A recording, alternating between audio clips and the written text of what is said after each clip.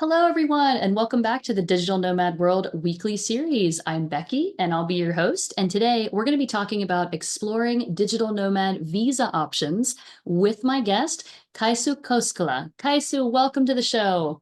Thank you, Becky. Excited to be geeking over digital nomad visas with you, as we said. I am so excited to have you on because we have never had a proper academic researcher about digital nomads on the show before. Oh, really? First one. There are some of us already out there. Yes, as you said, I am a postdoc researcher at a Dutch university currently, researching digital nomads, but I'm actually a digital nomad myself too. So this job is like a heaven sent to me. It's like making me be able to continue the lifestyle, yet still delve into a lot of questions that are super fascinating about digital nomads in general. Yeah. How did you start your own digital nomad journey? I've been more or less nomadic for my whole adult life, I would say, but the digital part only came in later because I already set out traveling in mid-90s and did a bunch of different jobs and lived around the world. But the digital part came in kind of at the same time with the academia because I was doing a PhD and you get grants that are lump sum normally for a year. And I'm from Finland and my grant givers were Finnish and they would give me enough money to survive in Finland for 3 years, for 1 year at a time. And I was thinking this is the perfect opportunity to start the geo arbitrage properly and take that money for 1 year and go to Central America for 3 years, for example. It did result in the fact that my PhD took me 13 years to finish, but I enjoyed every bit of it. So yeah, I was doing it mainly on the road the whole time. So I guess that was the part of the digital part of my nomading life. I love that. Hey, you never gave up, and that's a perfect idea to do the geo No. arbitrage. And yeah, I guess from your explanation, people have figured out if you don't know what that is, you can take your earnings from a higher income country and spend them in a country with a lower cost of living. Yes, exactly. Yeah. But to me, it's more about location independence to the extent that, for example, now I've accepted a job with a Dutch university and I accept that sometimes I will have to step back into the country, mainly for legal reasons, and which I'm sure we'll kind of talk about a little bit too, why these digital nomad visas also exist now is like doing full-time digital nomadism, especially as an employee, is actually, I would say, almost near impossible to do 100% legally because you're always tramping on some kind of labor law, tax law, visa right, whatever you're doing. So I want to be location independent, and that is a non-negotiable for me. But at the same time, I accept the fact that sometimes employers will require you to step into the office as well. I like to keep it as minimal as possible. Yes, yes. No, it's good to acknowledge that because I know it's a lot of people's dream, I should say, to do the Yeah. 100% location independence, but there's often things that bring us back to one Yeah. location. So, what interests you about studying the digital nomad community as an academic point of study? Oh, there's a million things that one could study. And as I said, there's starting to be more and more academics interested in the subject as it's hit the media headlines in a way. I'm personally focused on the digital nomad visas now, but from the perspective that my background is in migration studies, and I'm kind of looking at digital nomads as a type of highly mobile migrant that is a new type of person to enter the stage. And let's just face it, the world is not quite ready for this kind of mobility that is continuous, and it's not just about visiting places, but it's about living in places while you take your work with you. So my current interest is definitely on the digital nomad visas and how countries are reacting to digital nomads and how they're trying to set up new systems in a way that could, first of all, like attract these people, but at the same time regulate how they can come in and out of their countries.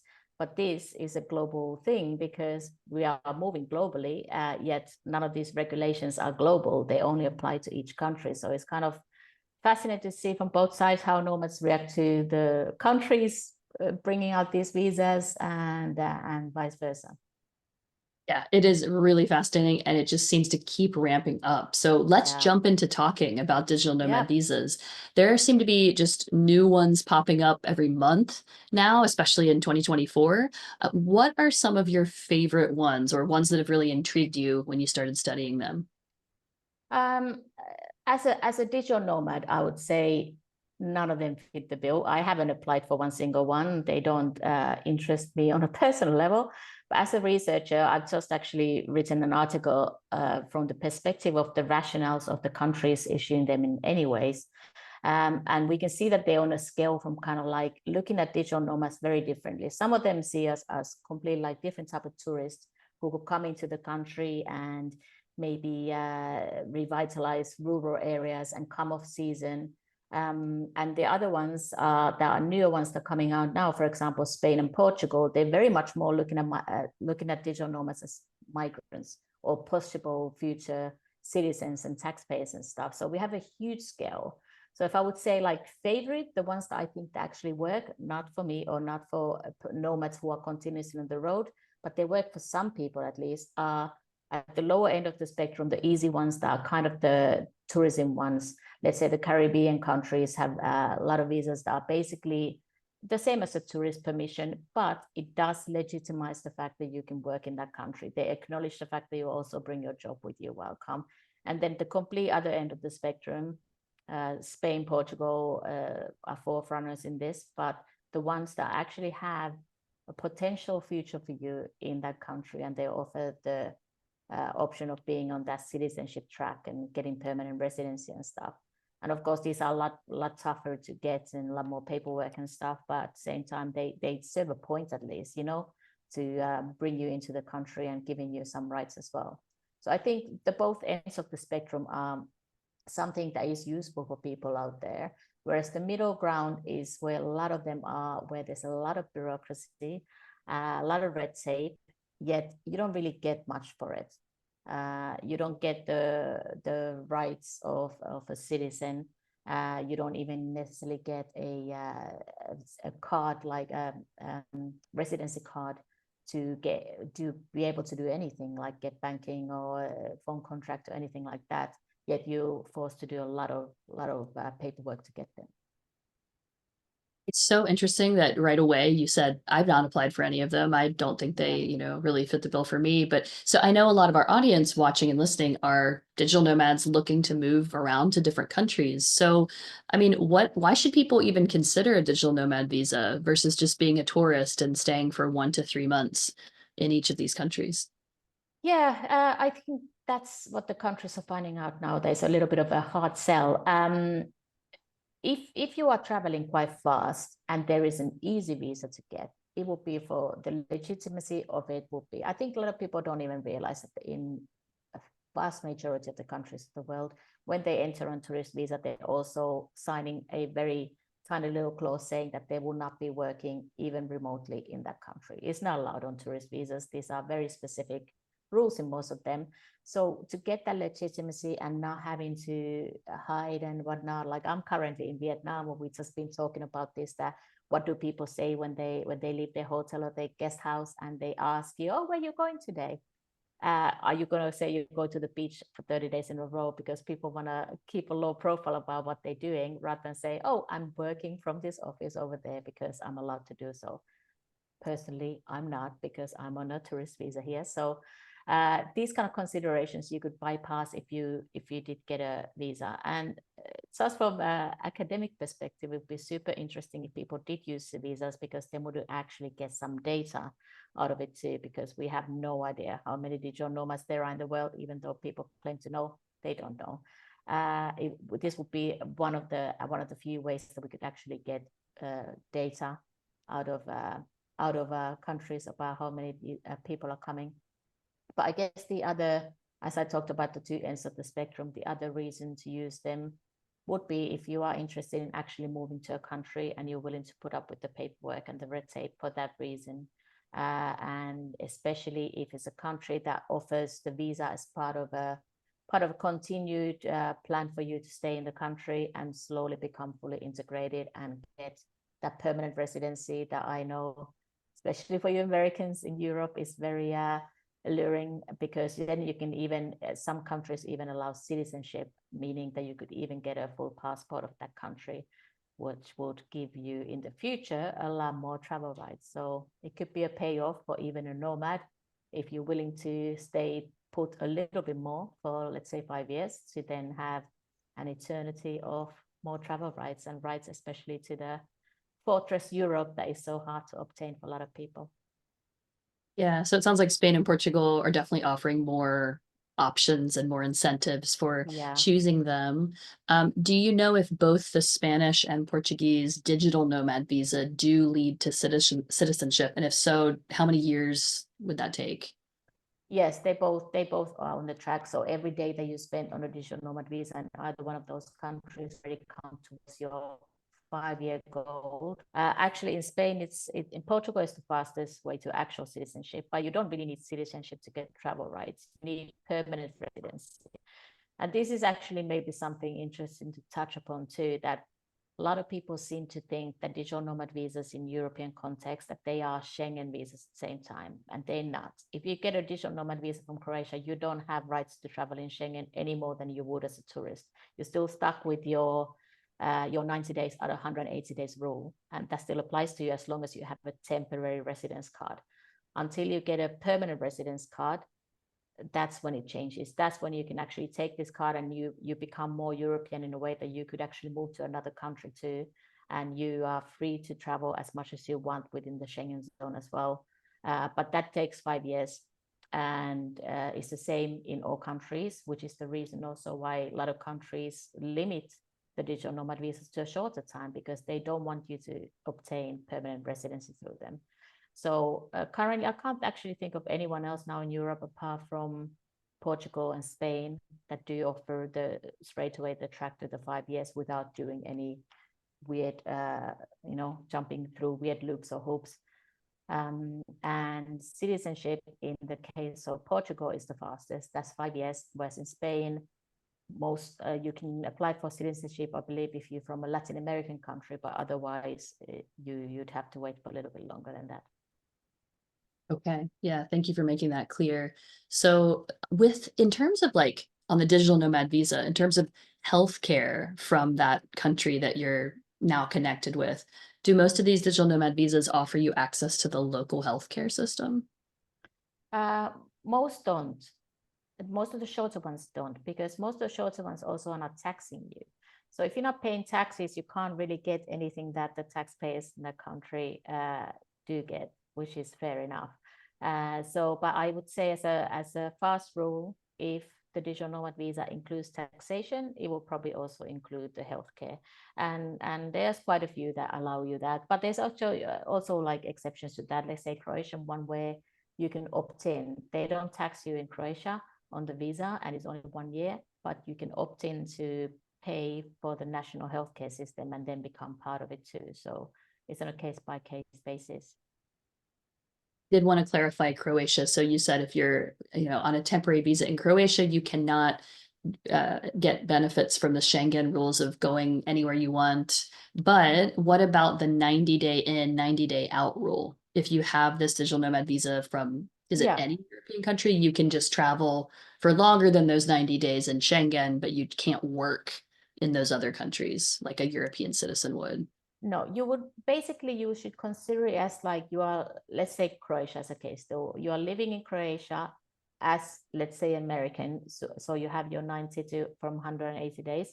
You can still use those 90 days the same as before. So you are basically a tourist in the other countries, but they will still calculate those days. Now, of course, we all know that Europe doesn't really have the border checks anymore. And I know very well that you can tramps about a lot of parts of Europe, especially if you're traveling by land and never get asked your passport, and therefore no one will actually know. But the actual reality, the law of it is that you don't get access to, because Croatia as a country cannot promise, they don't speak for the other Schengen countries. They only speak for themselves when they say you are allowed to stay on this land for 1 year. But they can't speak for the other countries. The other countries still have their own rules. So therefore, you're still tied to those travel days. There's another interesting thing about this that a lot of people don't realize. In a lot of these countries, there's also a small print saying how much you have to stay in that country that you have the visa. So you may not even have your 90 plus 90 days out of the year to go to the rest of Schengen because, again, for example, in the case of Croatia, they actually require for you to stay in the country for, no, they allow you out of the country for 90 days a year. They want you to be in the country on this visa for the majority part of the year. And they even have nitty-gritty rules like you are only allowed to step outside the country for 30 days at a time. And this includes even you going back home to your home country in between and stuff. So there's a lot of like smaller rules that are there. And especially for the ones that are longer and lead to citizenship, they do have rules about how much they want you to stay in the country because and you only and you don't have to, well, technically you don't have to do that, but then you can't renew the visa and then you will not reach your full 5 years. So Very good to know. I think there's a lot of there are a lot of questions with this too about how do they check, how do they enforce this? And I don't know if, how strict these countries are at looking back at all of your trips or, days in, days out that you actually had from that country. The reality is they cannot, they don't have access, like unless you like there's no stamps in passports anymore. And of course, things might change from end of the year when they bring in the new electronic ETIAS system to Europe. But currently they're not saying that that's what it's for, but technically it would allow them to check more if they have more border checks. But yeah, it's there are rules that are on paper, and then there are the practicalities of how you can travel through Europe nowadays. So I think this is also the issue that we're seeing with the digital nomad visas. If it's not enforced when you go to Thailand, Vietnam, these other countries, and you work, and I actually currently am in Thailand, and every day my hotel receptionist says, "Oh, you going to work?" And I just kind of smile, and she sees me with a backpack, and so I guess she knows, but it seems that nothing right now is being enforced, but I have read stories in Bali, especially Thailand, of places being raided to check if people were working there. Yeah, it's true. Like Thailand is a good case because they are very vocal about this, and they're actually very clear that you cannot work on this visa, even if you work remotely, on tourist visa, I mean. Yet they have not brought out the actual digital nomad visa. They have brought out several other visas that allow remote work. Now they have the 10-year long-term residency visa, for example, that you can have as a remote employer. But it is for people who earn a minimum $80,000 a year, and they have to work for a company that has made, is it something like 250 million or is registered in the stock market, in the registered company, these are like high-end elite workers that they are directing the visas at. So I don't know, maybe they think digital nomads are like too small of a fish to fry in a way at the moment, but they are looking into it. I know I've been talking to a lot of people in Thailand too who said that there are always something in the works because there is a huge nomad community in Thailand, and people are doing all sorts of visas to stay in the country for longer term. But a lot of countries are kind of wisening up to thinking about what kind of nomads they want. And unfortunately, the answer is the ones who bring a lot of money in. So a lot of the new visas have a really high threshold. But this is an Asian context, especially we talk in Japan or South Korea, who just come out with their visas. They are looking at $60,000 a year, which I guess is targeting a lot of American people again, or people working for American companies, because there, that of course is a pretty normal wage. But I checked this because I'm from Finland, which is a rich country by all standards. Only about, it was less than 10%, the top 10% of people earn more than 55,000 euros a year in the Finnish market, because I thought that sounds like a really big wage to me, actually. Like you have to be high-end professional to be earning that. So they a lot of countries are trying to see how far they can push these requirements to see what kind of nomads they're getting. So if the end goal, for whichever way happens for most countries, it is to get more money, it's an economic goal, then this is one of the new developments that is happening definitely in the visas. Yeah, but it's very interesting to me because if some of these digital nomad visas are not taxing you, they're allowing you into the country, of course, you're spending money on the ground, but wouldn't it make more sense to have even more kind of beneficial tourist visas that are just allowing people, like more people in, and not making them feel like scared to work because they'll Yeah. still be spending more on the ground if they're not going to get taxed. Well, I've been thinking about this a lot lately because we're writing a policy brief with Lily Bruns, if you know her from Remote Commons. We are thinking about what the visas should actually look like. And as I said earlier, like the visas that are out there now, like they are, let's face it, they're not good for actual digital nomads who are continuously on the move and want to keep it that way. But they are good for people either going for workations, short time, and having a legitimate stay in that country, or people wanting to immigrate to another country but do so with the working tax. Because currently, if you want to immigrate to another country, most of the time you need to have a local job. Like you need to find a local employer who will sponsor your visa application. You can't just say, I have money and I have a job. There's not very many countries that offer visas like that. So this is something that definitely should exist and hopefully will exist in the future. But the whole middle ground is is a bit muddled at the moment, and I feel like there's a slight sense of entitlement from the nomad community too, where a lot of the advocacy of nomadism is like, oh, we are such good guests and such good tourists, and we should come to your country and you should accept us because we'd be better than normal tourists. But I guess those arguments are based on the fact that we stay longer. Like, fair enough. If you have nomads coming in at the rural areas and off season, that could be good for tourism. But most of these countries, let's take Portugal now, for example, completely over touristed. They already have way more tourists that they can handle. So why should they attract even more tourists that stay even longer? And let's face it, nomads are not going to ever spend as much per day as tourists is going to spend when they come for their 1 week holiday of a year.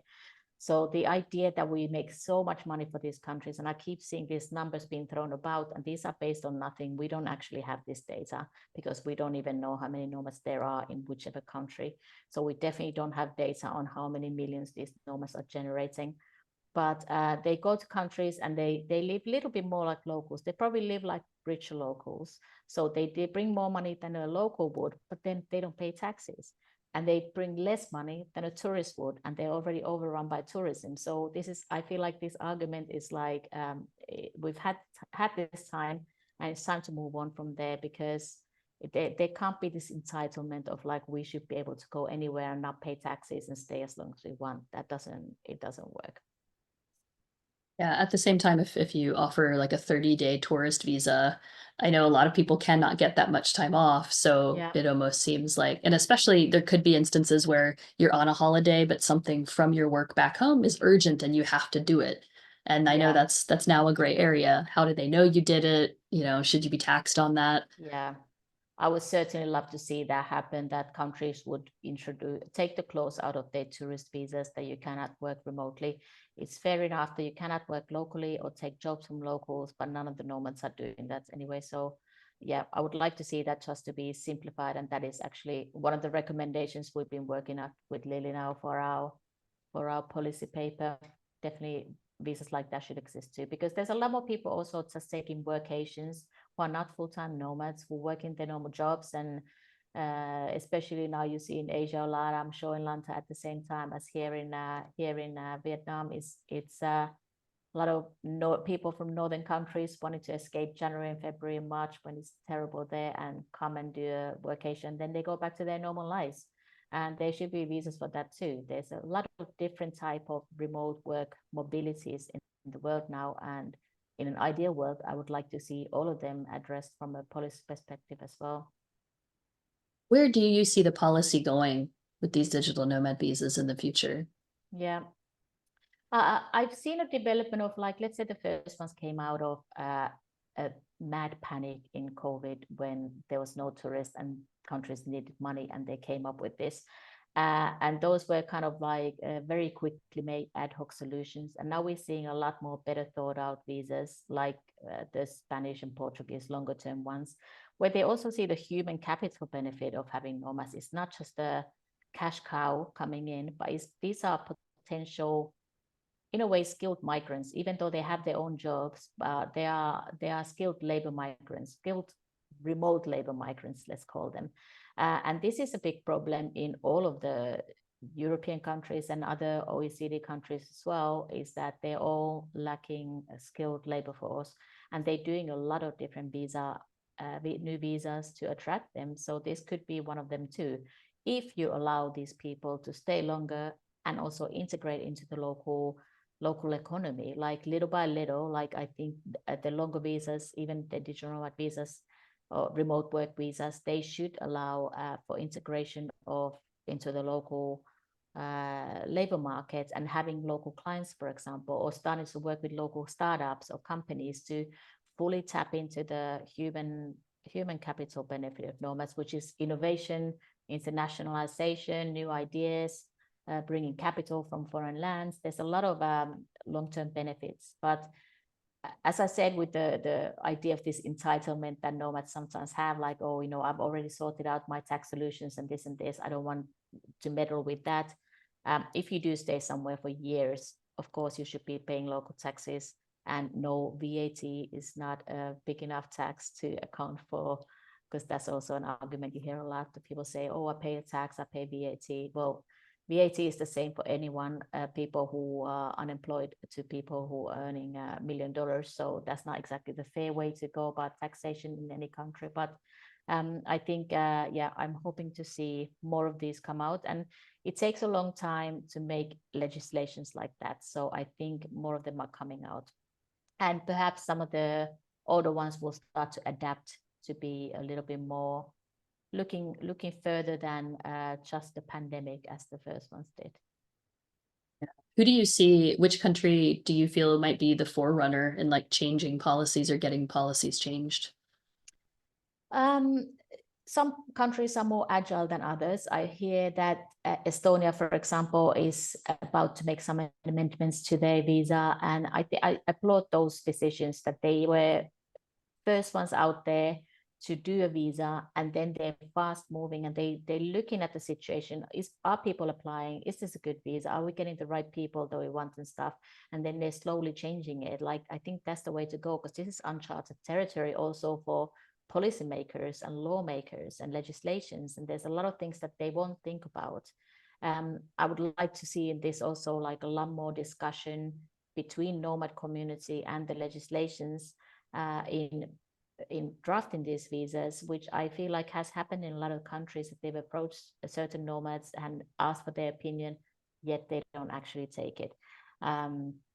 Because perhaps for legal reasons too, but perhaps there's no way to amend a law that says you pay less tax, for example, or something like that. So I think, Estonia is a very good example of a country that is being agile and moving forward, because at the same time, we're also seeing a lot of these visas have just quietly disappeared. I was just looking at the Cap Verde visa the other week, and it appears it's not actually functional. The website exists, and technically you can apply for it, but you will never get a return email, apparently, according to sources on the ground. So it's sad to see if some countries just, but maybe it's also inevitable, like countries who only wanted to attract more digital nomads as tourists, and they don't have the need anymore now that tourism has come back with a vengeance. So maybe it's understandable some have disappeared, but I'm hoping the ones that are out there and still keep moving forward, and the new ones coming out, that they're a lot more thought out for the longer term, to also reap all the benefits, not just the quick buck. Yeah. I also want to point this out, and I'm curious about the answer to this. If you're on a digital nomad visa and you stay for 183 nights or more in one country, the country of your digital nomad visa, I would guess, do you automatically become a tax resident? No, not automatically. That is the basic rule of international taxation, is the 183 days. countries can make amendments to this to say that you will not be taxed there, but that doesn't mean that you will get zero. Okay, having someone saying to you, you will be taxed 0% is different than saying you will not become a tax resident. And in most of these visas, how they've solved this problem is that they don't make you a tax resident of the country, meaning you will likely still be a tax resident of your previous country. For Americans, it's one of the two countries where this works differently, where until eternity, you will be taxed there, but only above a certain number. Whereas that is actually the lucky situation, because you can opt out by not staying out of the country, and you can opt out from that tax. But for the rest of us, I can't say that I have now moved to Croatia and they don't tax me, and then the Finnish government won't tax me. It won't work like that. They will only relinquish the control of my taxes if I am taxed somewhere else with it. So yeah, it's case by case basis, also depending on what nationality you're from, and if there's double tax agreements and all sorts of things. But it's not a hard and fast rule. But then a lot of them do also, I think, from legislative purposes, because it is hard to make those new laws that just say you won't be taxed after 183 days. So a lot of them do follow that rule too. A lot of them do say that after you stayed here for 6 months, if you want to stay longer, you will now become a tax resident. But that again brings back to like the social security and all the other things you will get with being tax resident. So it's a trade-off. Yeah, I also don't know about the enforcement of that either. It's just something I've heard around the nomad circles when I've been traveling, and people have been a little afraid they would become a tax resident as they kept extending their visa, but also not sure if the country just automatically knows when they leave on their passport or what. So no, a lot of taxation is about self-declaration of what you sell and to whom and what kind of visa you've been on. Because if you've just been on a not residential visa and you're extended, it's not that country cannot become your taxation country just like that. You will have to be a resident of some type to ever be taxed in a country. got it. Well, Kaisu, thank you so much for sharing all of your insights with us today. It's been really interesting to see all of these articles come out, all of these digital nomad visas, and wonder what's really happening behind the scenes. And based on what you're saying, the nomads that we know, the early generation, maybe before the pandemic, they haven't really been using them or applying for them. So it'd be interesting to see if these changes get implemented and they do start becoming popular, or the future of the digital nomad visa post-pandemic.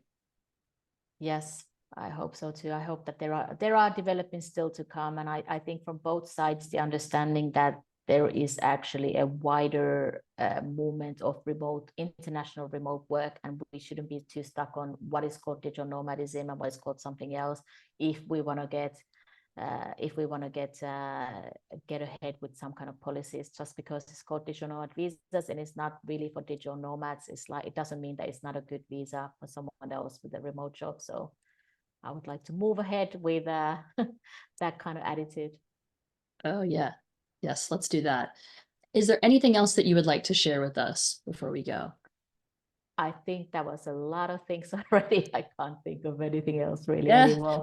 People might have to watch this twice to keep up with all the information. Yes, anyone interested can get in touch with me on LinkedIn. I have some articles out about the subject, but since I work in academia, it takes forever for them to actually be out online. So if you want to chat about anything I've been saying, just get in touch. I'm always interested in hearing from policy people and nomad advocates and anyone interested in this. As you said, I love geeking out about these visas.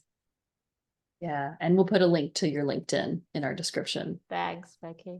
Thank you so much. It was a pleasure to talk to you. Yeah, you too. Thank you.